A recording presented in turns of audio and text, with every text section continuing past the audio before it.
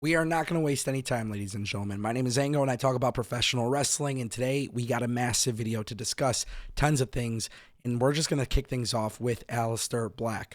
According to Juan, it appears Aleister Black is expected to make his debut imminently in WWE, or I should say, make his return. Obviously, this is a pretty big deal for a lot of reasons. We knew that he got released by AEW. A lot of people have kind of been expecting him to show up in WWE, but obviously nobody really knows when that plan is. Some people thought maybe after WrestleMania. The word imminently basically tells me that WWE could be doing something really big here, whether it's tonight on SmackDown, whether it's tomorrow at Elimination Chamber. Obviously, Aleister Black making his return imminently. When I hear that word, I think it is happening either tonight or tomorrow. Now, this is obviously interesting for a variety of reasons.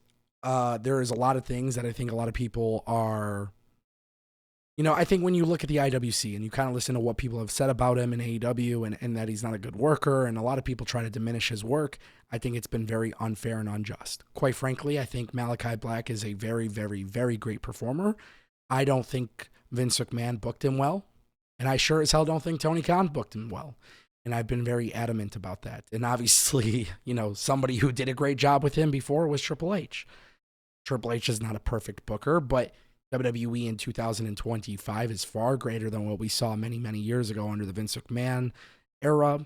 And quite frankly, I think Aleister Black will be very successful in WWE upon returning. Now, we got to mention this because I do feel like there has been quite a few people who genuinely believe that WWE will not do anything with him. And the first thing that they kind of mention is Andrade.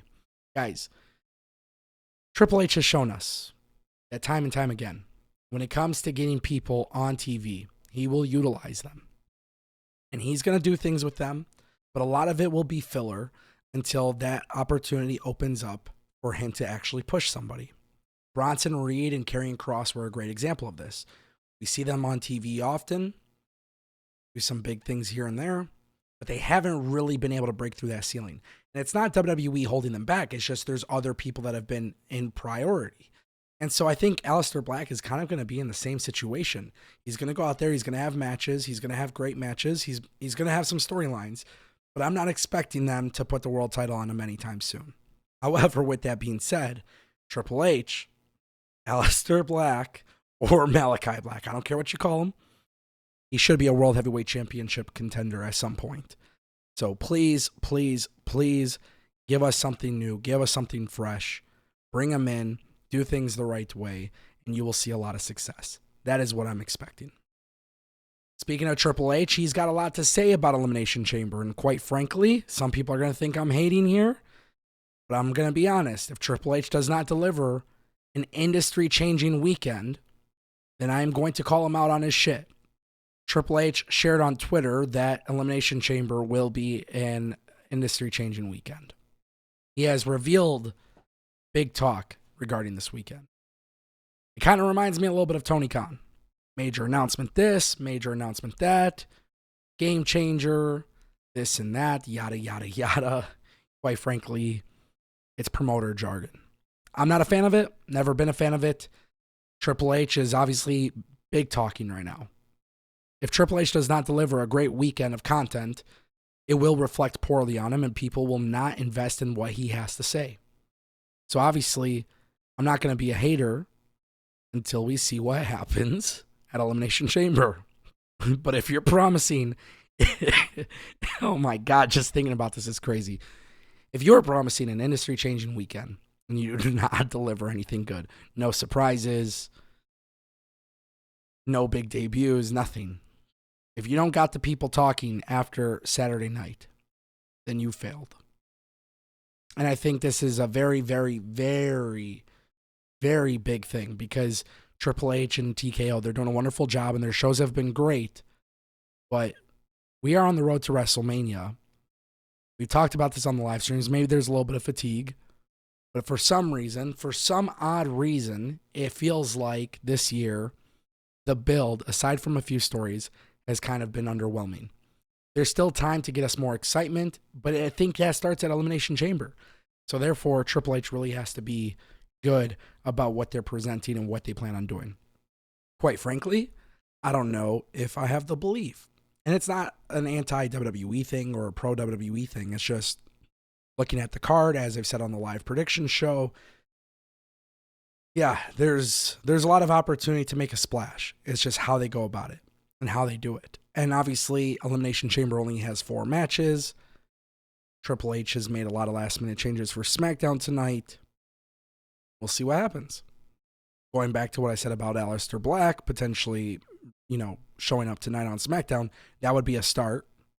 But it's not an industry-changing moment, right?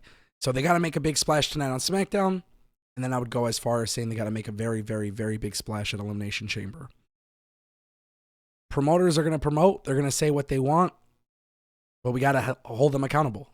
And it doesn't matter if that's Tony Khan, Triple H, Vince McMahon, Scott D'Amore, Tommy Dreamer and TNA, Billy Corgan and NWA. It doesn't matter. My point remains the same. Keep them accountable.